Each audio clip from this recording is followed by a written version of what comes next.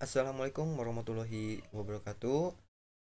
Perkenalkan, nama saya Arif Nuriki Kurniawan dengan nomor induk mahasiswa yaitu 2021 09 10 200 jurusan S1 Sistem Informasi kelas sore, akan mempresentasikan hasil tugas yang diberikan oleh Bapak Endra Suseno, Sarjana Komputer, Magister Komputer dengan mata kuliah Algoritma dan Pemrograman.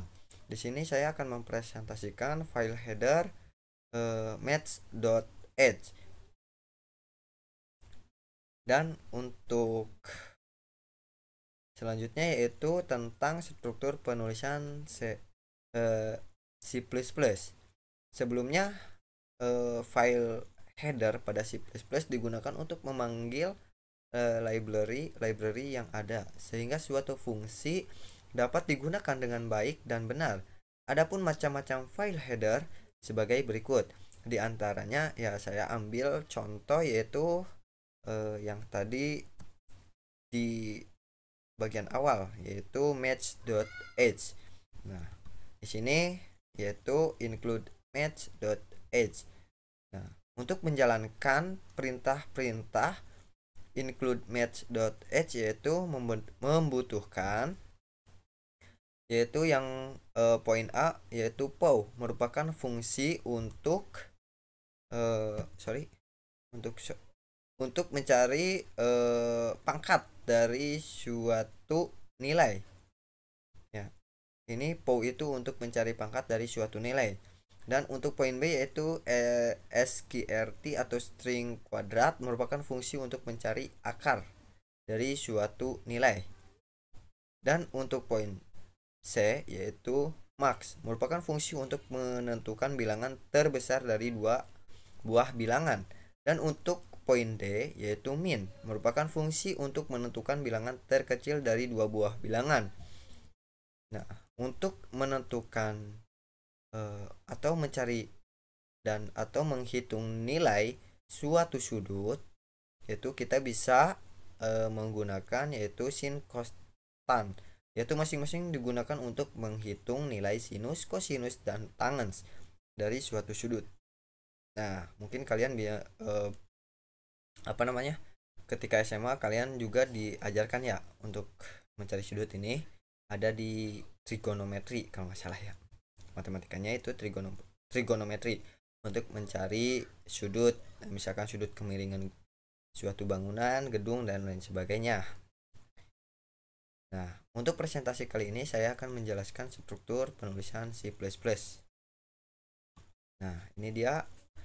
Nah, struktur program C++ yaitu sama seperti struktur program C yang merupakan pendahulunya atau awal mula adanya program C atau bahasa C sebelum bahasa C++ ini, yaitu program C atau bahasa pemrograman C ya, yang merupakan pendahulunya. Nah, C++ hanya memiliki beberapa perbedaan dan pembaharuan. Struktur program C++ terdiri dari sejumlah blok fungsi. Nah, untuk setiap fungsi terdiri dari dari satu atau beberapa statement atau pernyataan yang akan melaksanakan tugas tertentu. Nah, struktur program C++ yaitu ada misalkan include, di sini kalian masukkan file headernya. Nah, file header yang saya gunakan yaitu match.h. Nah, lalu kemudian using namespace std. Nah, dan selalu diakhiri yaitu ada titik koma. Itu udah menjadi standar ya. Nah, lalu kemudian kalian masukkan main tanda kurung, lalu kurung kurawal buka. Di sini ada isi program, statement, pernyataan, komentar. Lalu selalu diakhiri dengan titik koma, lalu ditutup oleh kurung kurawal. Secara teknis, program C maupun C++ selalu tersusun dari 4 bagian utama, yaitu bagian pengarah atau compiler atau biasa disebut file header yang ditandai dengan simbol, nah seperti ini ya, hashtag seperti yang ini. Lalu kemudian bagian deklarasi ya, bagian deklarasi. Lalu kemudian ada bagian definisi. Lalu kemudian ada bagian komentar yang ditandai dengan simbol garis miring 2 atau pasangan garis miring bintang bla bla bla bla bla. Lalu bintang ditutup atau diakhiri dengan garis miring. Nah, lalu kita lanjut. Nah, bagian-bagian utama program C++ yaitu ada bagian pengarah, compiler atau file header. Misalkan di sini ada hashtag include iostream garis miring 2 file header using namespace std file header. Lalu ada integer ini int itu integer main dalam kurung. Lalu kemudian kurung kurawal buka garis miring 2 menampilkan tulisan hello world ke layar misalkan ya. Nah, lalu kemudian cout itu hello world gitu kan. Lalu di return o selalu diakhiri dengan titik koma, lalu kemudian ditutup oleh kurung kurawal. Nah, file header adalah file yang berisi deklarasi baik berupa konstanta, fungsi, kelas, namespace, dan sebagainya. Ingat, hanya berisi deklarasi. Apabila berupa fungsi yang tertulis dalam file header, hanya prototipenya saja. File ini tidak berisi implementasi atau kode-kode program dari fungsi atau kelas yang didefinisikan di dalamnya. Nah, ini hanya deklarasi aja sob. Hello world, cout-nya. Nah, sini ada bagian-bagian utama program C++, yaitu ada file header, juga merupakan statement praprosesor, disebut juga pengarah compiler karena berfungsi mengatur proses kompilasi. Contohnya ada iostream. Nah, merupakan file program yang mengandung deklarasi kelas-kelas yang diperlukan, misal oleh objek cout. Nah, C++ menyediakan banyak file header untuk berbagai macam keperluan.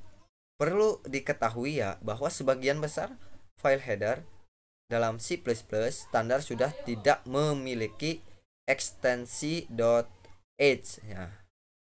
Misalnya iostream, string, chstring dan sebagainya. Dalam C++ klasik atau tradisional, ekstensi .h wajib disertakan, misalnya iostream.h, nah string.h, string.h dan sebagainya. Untuk lebih memahami kegunaan dari file header, perhatikan kembali contoh program di atas. Dalam kode tersebut kita menggunakan perintah cout. Padahal kita tidak pernah mendefinisikan perintah tersebut. Pertanyaannya adalah bagaimana compiler bisa mengenali perintah cout? Jawabannya adalah karena cout telah dideklarasikan di dalam file header iostream. Nah, pada saat kita menulis baris include iostream, kita mengatakan kepada compiler bahwa kita akan menggunakan semua bentuk deklarasi yang ada di dalam file header iostream. Nah, seperti itu. Bagian deklarasi dan bagian definisi, yaitu semua program C pada dasarnya tersusun dari rangkaian pemanggilan fungsi yang bekerja atas sekelompok data. Selain pemanggilan fungsi, program C mengandung komponen lain yang disebut statement. Statement C ada dua, yaitu statement yang tidak dapat dieksekusi atau executable bila dikompilasi tidak menghasilkan kode objek dan biasanya digunakan untuk mengatur alur program. Lalu statement yang dapat dieksekusi atau executable bila dikompilasi akan menghasilkan kode objek. Setiap pemanggilan fungsi maupun statement executable dalam C harus diakhiri dengan tanda titik koma 2. Nah, apa yang tadi saya sebutkan yaitu harus diakhiri dengan tanda titik koma. Lalu kemudian bagian-bagian utama program C++ ada return merupakan contoh statement executable yang menginstruksikan agar suatu fungsi mengembalikan nilai balik tertentu. Contoh statement non executable adalah if, else, dan while. Nah, untuk main dalam kurung ya adalah contoh fungsi. Sedangkan contoh variabel adalah contoh data. Baik data maupun fungsi harus dideklarasikan. Nah, data perlu dideklarasikan agar compiler tahu berapa bit memori yang harus disediakan untuk data yang bersangkutan, sedangkan fungsi perlu dideklarasikan agar compiler dapat memeriksa ketepatan pemanggilan fungsi yang bersangkutan. Nah, untuk poin 4 yaitu bagian komentar, program yang baik pada umumnya diberi komentar yang akan membantu orang lain maupun pembuat program itu untuk memahami program yang dibuat. Dalam bahasa C atau C++, setiap tulisan yang diapit oleh simbol garis miring bintang, lalu kemudian diakhiri dengan bintang garis miring, atau setiap baris yang dimulai dengan simbol garis miring double dianggap komentar. C++ tidak mengizinkan komentar bersarang, nested comment ya. Namun Borland C++ lebih fleksibel. Dalam hal ini merupakan salah satu alat sangat penting meskipun tidak berpengaruh untuk pembacaan program.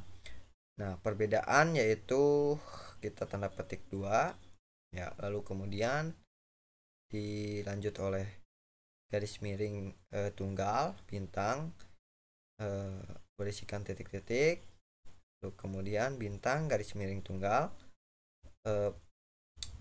tanda petik, dan tanda petik garis miring ganda tanda petik.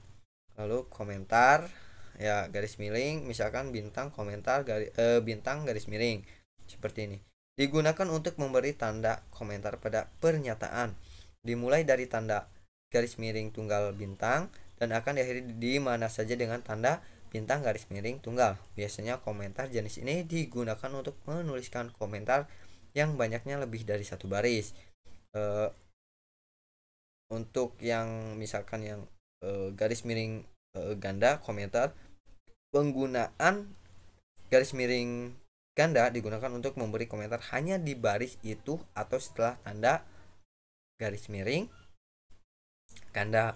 Nah, ini diambil dari sumber http anandariki 2669.blogspot.com garis miring 2017 garis miring 11 garis miring macam strip header, strip struktur, strip penulisan .html. Lalu kita next. Nah, ini ada elemen-elemen dasar dalam pemrograman C++. Identifier atau identifikasi atau pengenal. Nah, identifier atau pengenal adalah suatu nama yang bisa dipakai dalam pemrograman untuk menyatakan variabel, konstanta, tipe data, dan fungsi. Aturan untuk penulisan identifier sama dengan aturan dalam Pascal. Antara lain tidak diperbolehkan untuk misalkan memulai dengan karakter non huruf, ada spasi, menggunakan karakter khusus ya, misalkan tanda seru, hashtag, dolar, dan lain sebagainya. Nah, untuk yang selanjutnya menggunakan reserved words yang ada dalam C++. Nah, untuk tipe data yaitu dalam pemrograman C++, beberapa tipe data yang ada dalam pemrograman C++ antara lain sebagai berikut. Tipe data bilangan bulat ada charge, integer, short integer, long integer. Tipe data bilangan real yaitu ada float atau real, double, long double. Selain itu terdapat juga tipe data unsigned. Nah, tipe data bilangan bulat charge, integer, short integer, long integer. Nah, tipe data unsigned mirip dengan yang bukan unsigned. Perbedaannya terletak pada tipe data, yaitu untuk unsigned misalkan nilainya selalu positif. Nah, deklarasi variabel di antaranya elemen-elemen dasar dalam pemrograman C++ ada deklarasi variabel. Dalam sebuah pemrograman, suatu variabel yang akan diimplementasikan dalam suatu program harus terlebih dahulu dideklarasikan. Dalam hal ini pengertian deklarasi yaitu mendeklarasikan atau mengenalkan suatu variabel ke dalam program dan menentukan tipe datanya. Berikut ini contoh pendeklarasian variabel: integer, jumlah, float, harga, underline, bukan underline ya ini, garis bawah, bukan garis bawah juga, float, harga, strip bawah, satuan, variabel 1, misalkan chart saya, koma, kamu. Nah, selalu diakhiri dengan tanda titik koma. Nah, ada assessment. Assessment adalah suatu proses pembagian nilai pada suatu variabel yang telah dideklarasikan di dalam sebuah program. Berikut adalah contoh assessment. Jumlah sama dengan 10, harga satuan sama dengan 23.456. Saya misalkan B, kamu misalkan 2. Di bawah ini merupakan salah satu contoh penggunaan assessment dan deklarasi variabel include iostream.h dan include conio.h. void main yaitu kita masukkan integernya itu ada varian 1, varian 2, varian 3.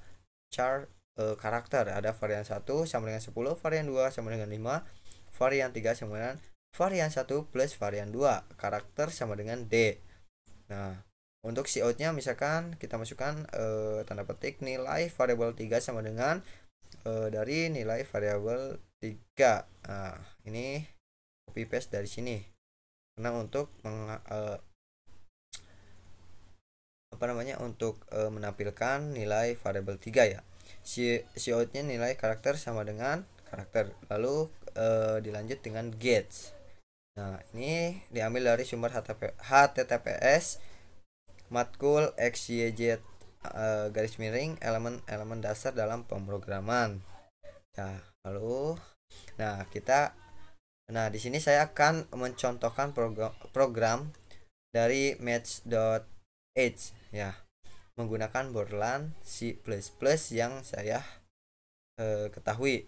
Nah, untuk lebih jelasnya nanti saya akan tampilkan videonya di sini di akhir ya. Dulu. Oke, di sini saya akan mendeklarasikan skripnya ya, menggunakan Borland C++. Nah, di sini saya akan masukkan misalkan komponennya seperti ini, yaitu script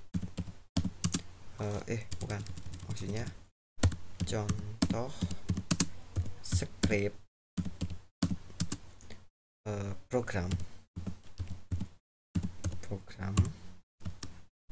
dengan menggunakan misalkan dengan menggunakan file header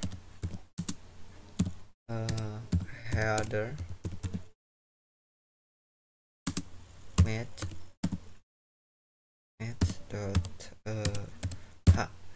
lalu bintang ya, bintang garis miring. Nah, seperti ini. Lalu kita langsung masukkan include ya, include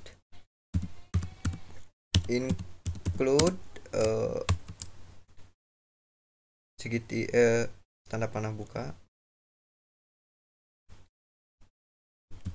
iostream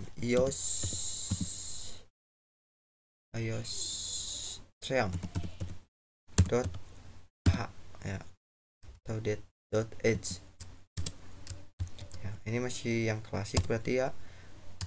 Nah, kalau misalkan kalau yang sekarang itu yang C++ itu nggak usah pakai dot h, langsung saja iostream tanda panah tutup. Lalu kita masukkan include con.io. Saya di sini masih menggunakan .h ya. Lalu con.io include yang terakhir ini untuk match.h-nya tersebut ya. Nah, seperti ini. Lalu di sini kita masukkan main dalam kurung seperti ini. Nah, lalu kurung kurawal buka, kurung kurawal enter, masukkan integer int a misalkan, yaitu sama dengan 45 ya. Dan untuk integer b yaitu sama dengan misalkan 4, selalu diakhiri dengan titik koma. Dan yang ketiga itu integer c sama dengan 2 ini. Nah, untuk ini yaitu float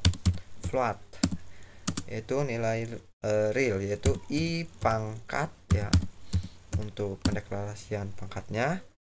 Lalu i akar untuk akar, dan i sin untuk sinus, i cos untuk kosinus, i tan itu untuk tangen seperti ini.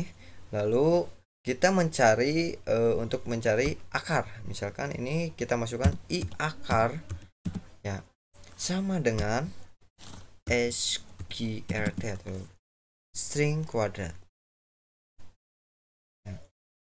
String kuadrat dari nilai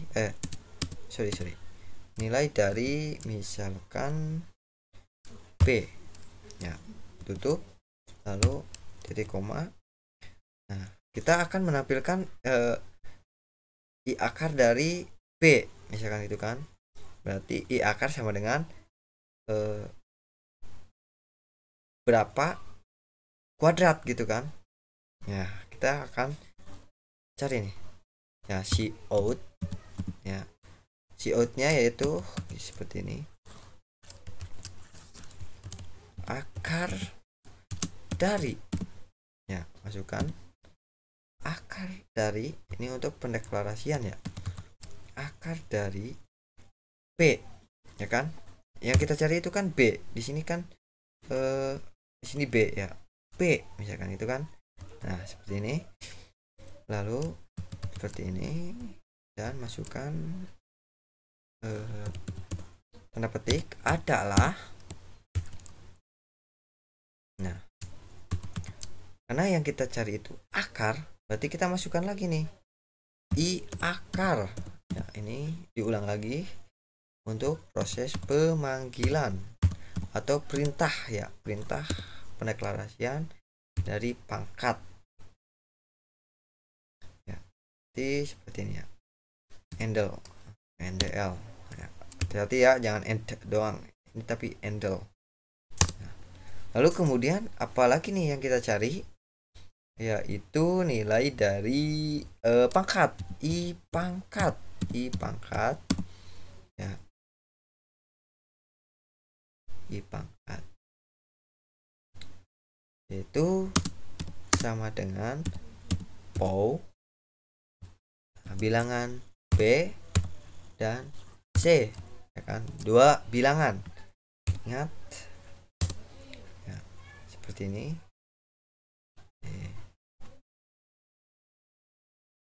Kayaknya ini coba kita ngaruh nggak ya, kayaknya ini nggak ngaruh ya.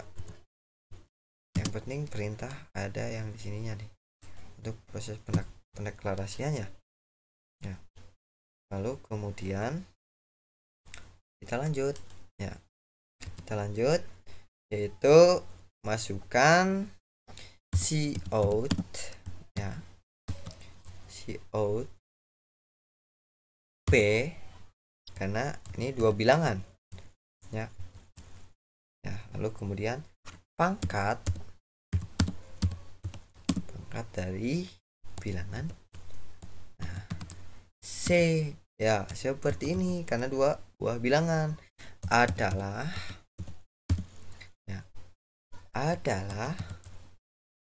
i pangkat nah, i pangkat, dan lalu kita endl, endl. Nah seperti ini. Dan lalu apalagi nih yang kita cari, sinus, sin seperti tadi, lalu sin sama dengan sin dari misalkan A, ya kan. Nah seperti ini. Lalu cout nya yaitu sin, oh sorry sin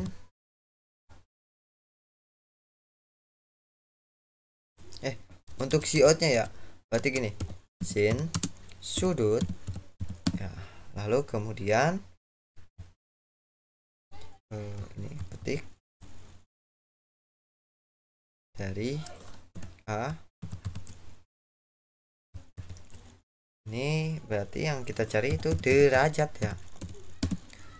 Nah, untuk sin adalah seperti ini ya sob. Oke, adalah di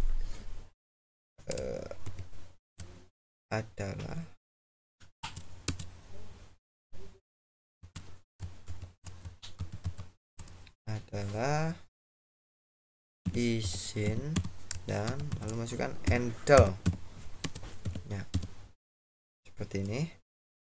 Oke, untuk mencari sinus tangan kita bisa copy paste nggak ya? Syukur-syukur kalau kita bisa copy paste, biar kita hanya merubah perintahnya saja. Nah berarti ini kita cari cos ya. Sin cos, berarti ininya cos juga, cos ya. Nah, cos sudut ini cos berarti ganti, lalu ininya cos cos ya, seperti ini. Lalu kita tangan berarti kita paste ininya, kita ubah tan berarti ini tan B tan A, sorry, tan A.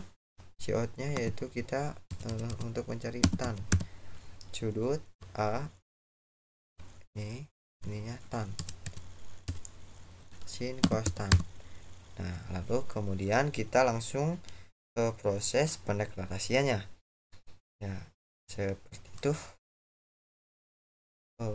Kalau di akhir berarti nggak usah pakai endel ya, kita langsung pemanggilan saja, get. Sorry tadi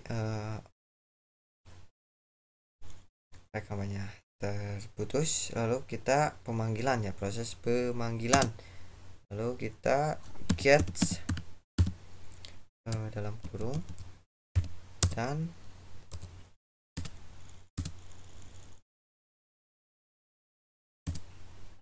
kurung kurawal tutup. Oke, kita deklarasikan apakah berhasil. Wah, pilot nih simbol. Oh ini nggak ada simbolnya ya. maaf. Nah ini kita deklarasikan apakah bisa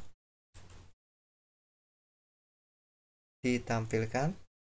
Nah akar dari 4 adalah 2, 4 pangkat 2 adalah 16.